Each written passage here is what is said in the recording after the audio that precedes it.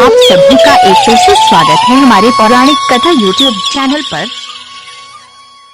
आमल की एकादशी व्रत कथा। प्राचीन समय में वैदिक नामक एक नगर था। उस नगर में ब्राह्मण, वैश्य, क्षत्रिय, शूद्र चारों वर्ण के लोग प्रसन्नता पूर्वक रहते थे। नगर में सदैव वेद ध्वनि गूंजा करती थी। उस नगरी में कोई भी पापी, दुराचारी, नास्तिक आदि न था। उस नगर में चैत्ररथ नामक चंद्रवंशी राजा राज्य करता था। वह उच्च कोटि का विद्वान तथा धार्मिक प्रवृत्ति का व्यक्ति था। उसके राज्य में कोई भी गरीब नहीं था और न ही कंजूस। उस राज्य के सभी लोग विष्णु भक्त थे। वहाँ के छोटे बड़े सभी निवासी प्रत्येक एकादशी का उपवास करते थे। एक बार फाल्गुन माह के शुक्ल पक्ष की आमल की नामक एकादशी आई। उस दिन राजा और प्रत्येक प्रजाजन, वृद्ध से बालक तक ने आनंद पूर्वक उस एकादशी को उपवास किया। राजा अपनी प्रजा के साथ मंदिर में आकर कलश स्थापित करके तथा धूप, दीप, नैवेद्य, पंचरत्न, छत्र आदि से धात्री का पूजन करने लगा। वे सब धात्री की इस प्रकार स्तुति करने लगे, हे धात्री, आप ब्रह्म स्वरूपा हैं। आप ब्रह्मा जी द्वारा उत्पन्न हो और सभी पापों को नष्ट करने वाले हैं। आपको नमस्कार है। आप मेरा अर्घ्य स्वीकार करो। आप श्री रामचंद्र जी के द्वारा सम्मानित हैं। मैं आपसे प्रार्थना करता हूँ, मेरे सभी पापों का हरण करो। उस मंदिर में रात को सभी ने जागरण किया। रात के समय उस जगह एक बहेलिया आया। वह महापापी तथा दुराचारी था। अपने कुटुंब का पालन वो अजीब हिंसा करके करता था। वह भूख प्यास से अत्यंत व्याकुल था। कुष्ठ भोजन पाने की इच्छा से वे मंदिर के एक कोने में बैठ गया। उस जगह बैठकर वह भगवान विष्णु की कथा तथा एकादशी महात्म्य सुनने लगा। इस प्रकार उस बहेलिया ने सारी रात अन्य लोगों के साथ जागरण कर व्यतीत की। प्रातःकाल सभी लोग अपने अपने निवास पर चले गए। इसी प्रकार वह बहेलिया भी अपने घर चला गया और वहां जाकर भोजन किया। कुछ समय बीतने के पश्चात उस बहेलिया की मृत्यु हो गई। उसने जीव हिंसा की थी। इस कारण हालांकि वह घोर नरक का भागी था, परंतु उस दिन अमल की एकादशी का व्रत तथा जागरण के प्रभाव से उसने राजा विदुरथ के यहाँ जन्म लिया।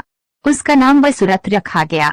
बड़ा होने पर वह चतुरंगिनी सेना सहित तथा धन धान्य से युक्त होकर 10 सहस्र ग्रामों का संचालन करने लगा।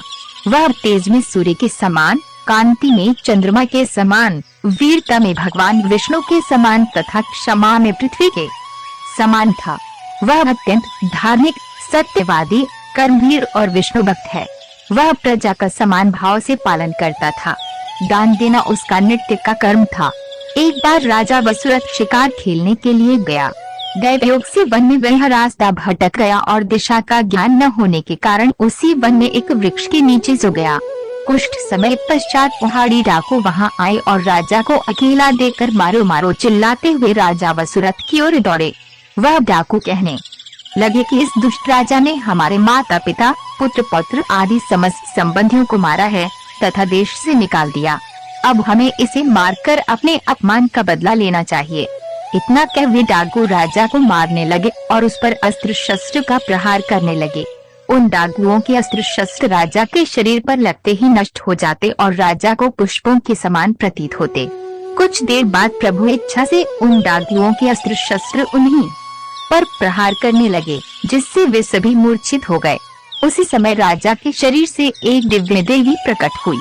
वह देवी अत्यंत सुंदर थी तथा सुंदर वस्त्रों तथा आभूषणों से अलंकृत थी। उसकी भ्रुकुटी टेढ़ी थी। उसकी आंखों से क्रोध की भीषण लपटें निकल रही थीं। उस समय वह काल के समान प्रतीत हो रही थी। उसने देखते ही देखते उन सभी डाकुओं का समूल नाश कर दिया। नींद से जागने पर राजा ने वहां अनेक डाकुओं को मृत देखा। वह सोचने लगा, किसने इन्हें मारा? इस वन में कौन मेरा हितैषी रहता है? राजा वसुरथ ऐसा विचार कर ही रहा था कि तभी आकाशवाणी हुई है, राजन, इस संसार में भगवान विष्णु के अतिरिक्त तेरी रक्षा कौन कर सकता है? इस आकाशवाणी को सुनकर राजा ने भगवान विष्णु को स्मरण कर उन्हें प्रणाम किया। फिर अपने नगर को वापस गया और सुखपूर्वक राज्य करने लगा। यह सब आमल की एकादशी के व्रत का प्रभाव था। जो मनुष्य एक भी आमल की एकादशी का व्रत करता है, वह प्रत्येक कार्य में सफल होता है और अंत में वैकुंठ धाम